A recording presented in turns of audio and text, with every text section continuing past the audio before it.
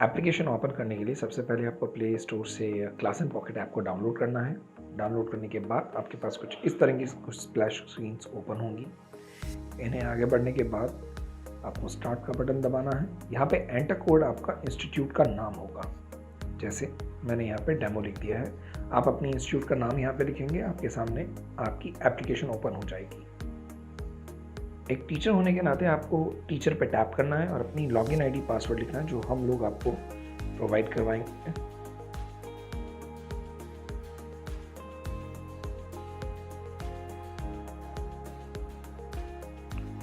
इस तरह आपकी एप्लीकेशन खुलेगी और आप यहाँ पे देख सकते हैं आपके पास जितने भी बैचेस होंगे वहाँ पे आपको सारे के सारे बैचेस बाहर दिख जाएंगे।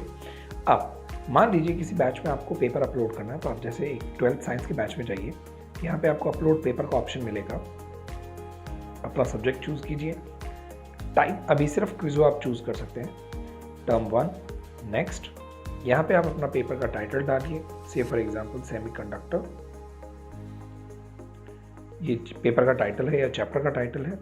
10 क्वेश्चन मुझे पूछने हैं। रीजॉइन का मतलब है कि अगर नेटवर्क कनेक्टिविटी की वजह से बच्चा यदि पेपर से बाहर हो जाता है तो वो कितनी बार पेपर को रीजॉइन कर सकता है। इसे अमूमन तौर पे आप 10 रख सकते हैं। डेट और टाइम डिसाइड कीजिए। एंड टाइम आप डिसाइड कर सकते हैं यहाँ पे। अब आप देख सकते हैं 22 अक्टूबर 2021 12:24 पे पेपर शुरू होगा और 12:45 पे पेपर एंड हो जाएगा। चूज पेपर करते टाइम आपको बहुत सावधानी रखनी है, क्योंकि यहाँ पर आप सिर्फ पीडीएफ पेपर ही अपलोड कर सकते हैं। अभी के टाइम पे हम लोग आपको जो फैसिलिटी प्रोवाइड कर रहे हैं वो सिर्फ पीडीएफ पेपर की अपलोड कर रहे हैं। तो आप मेक श्योर कि जब आप पेपर अपलोड कर रहे हो तो आपके पास में वो पीडीएफ पेपर अवेलेबल होना चाहिए।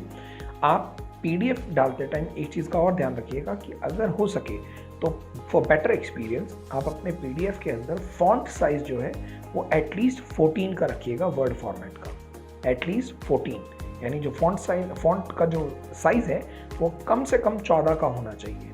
चलिए चूज पेपर पे जाइए, आप यहाँ अलाउ कर दीजिए इसको। जैसे ही आपके पास में कुछ फाइल्स ओपन हो जाएंगी, आपको इनमें से वो पेपर चूज कर लेना है जो बेसिकली आपका पेपर है। जैसे मैंने ये पेपर चूज कर लिया, विद इन 5 to 7 सेकेंड्स आपका ये पेपर अपलोड हो जाएगा।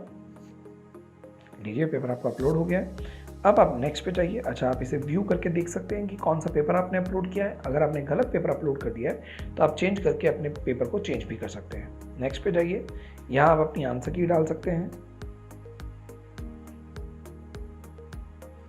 जैसे ही आंसर की आप पूरी डाल देंगे तो यहाँ पे ग्रीन कलर का टिक आएगा। इट मीन्स आपने अपनी आंसर की पूरी तरह डाल दी है। यदि आपने कोई क्वेश्चन का आंसर देने से बाकी रह गया तो ये ग्रीन टिक नहीं आएगा, तो आपको वापस से आंसर की को अच्छे से डालना पड़ेगा, ये ध्यान रखिएगा।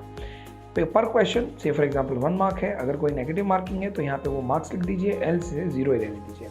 पीडीएफ सोल्यूशन यदि आपके पास में डिटेल्ड फॉर्मेट में है उसका पीडीएफ तो यहाँ अपलोड कर दीजिए, उसका वीडियो लिंक है तो वो अपलोड कर दीजिए, वरना सबमिट कर दीजिए। स्टूडेंट्स को सिलेक्ट कर सकते हैं या फिर सबमिट फॉर ऑल कर सकते हैं and submit paper. That's it, ये आपका पेपर अपलोड हो गया है। इस पेपर के अपलोड होने के साथ ही आपके पास में ये और एक तरीके का नोटिफिकेशन आपके जो स्टूडेंट है उनके पास में पहुंच जाएगा।